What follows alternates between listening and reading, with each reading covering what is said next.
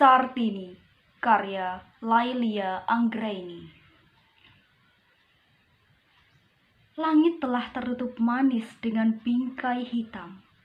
Hawa dingin menyeruak, menusuk tulang melalui pori-pori kulit. Sesekali, pohon-pohon di remang-remang desa kecil menari dengan halus ditampar oleh angin. Sayup tembang gending terdengar samar. Liuk tubuh penari perempuan yang pecahkan pandangan mata hingga pengikutnya yang lupa diri. Sar, ikut abang yuk, nanti abang sawer 2 kali lipat. Tawa pecah di tengah godaan yang terlontar dari sekumpulan berandalan desa untuk Sartini, wanita muda yang berparas cantik yang menjadi ronggeng pada saat itu. Pekerjaan yang tidak pernah dia harapkan. Karena ekonomi yang terhimpit dan kondisinya yang sebatang kara, dia mampu mengambil segala resiko yang ada. Kecantikannya yang membuat lelaki Badung mabuk kepayang. Bahkan masa itu, Sartini pernah mengajak para pemuda di suatu acara desa untuk menari, melenggangkan jiwa dan raga bersama dendam yang membuat dia sendiri pada saat itu hingga larut malam. Masa luangnya habis untuk menghibur demi lembaran uang. Dia bertekad untuk membalaskan dendamnya. Yang kuingat, emaknya dulu juga seorang ronggeng yang cantik. Bapaknya seorang pemandu musik yang apik. Hingga banyak kalangan yang menumpahkan kegembiraan pada setiap pementasan yang mereka gelar. Namun, masih ada segelintir penolakan yang membuat emak dan bapaknya resah. Keduanya dituduh menanam benih gaib di desa yang ditinggalinya dengan ritual menari di setiap malamnya. Mereka juga menyatakan banyak penyakit yang bermunculan. Setauku, penyakit itu bukan efek ritual tarian atau sejenisnya, melainkan suatu wabah penyakit aneh yang datang mesiman. Sehingga mereka geram dan memilih membakar gubuk tua itu. Setelah mengetahui kepulan asap dan udara yang sesak, emak Sartini melempar Sartini keluar gubuk pada umurnya yang belum genap 1 tahun.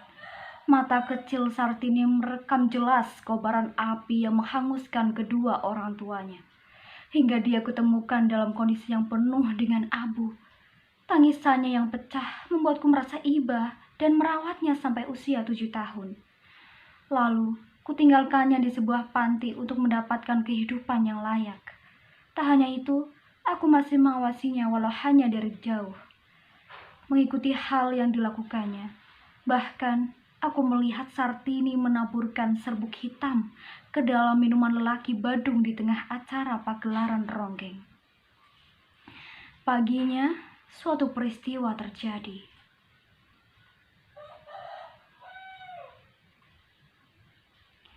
Sartini, dasar pembunuh, kata wanita agak tua bersama sekumpulan para istri kepada Sartini dengan teriakan yang keras. Kau membunuh suamiku di acara ronggeng semalam kan? Suamiku telah sampai pada ujung hayatnya karena kau, katanya lagi. Jangan salahkan aku. Suami kalian datang pada acara semalam untuk memuaskan nafsu. Seharusnya kalian para istri menjaga suami kalian di rumah dengan baik, jawab Sartini tanpa takut sedikit pun. Sartini mulai membalaskan dendamnya, menutup pelan goresan luka yang dibuat mereka. Semakin hari, tindakan Sartini semakin tak terkendali. Banyak korban berjatuhan karena serbuk hitam yang kuanggap itu racun. Semua itu berlangsung selama 2 tahun, hingga berakhir dengan penangkapan Sartini yang diketahui sebagai penyebab kematian para lelaki desa. Lepaskan aku, atau kalian akan aku bunuh satu persatu. Akan aku balaskan fitnah yang kalian berikan kepada orang tuaku, kata Sartini marah. Saat itu juga warga desa mengetahui bahwa Sartini anak dari ronggeng yang dibakar hangus bersama suaminya 23 tahun yang lalu. Semua itu fitnah. Kalian masih ingat betapa pahitnya deritaku dan tentunya orang tuaku yang kalian bunuh secara tragis.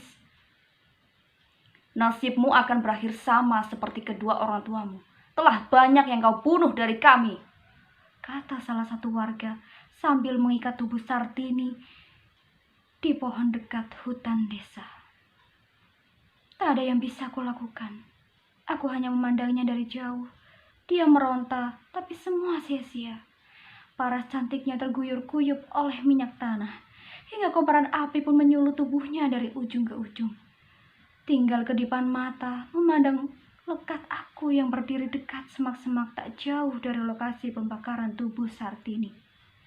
Bersama dendam yang telah terbalas, menyusul emak dan bapaknya, memberikan sapaan halus kepadaku dengan batinnya. Sartini, kisahmu bersamaku, Sarji.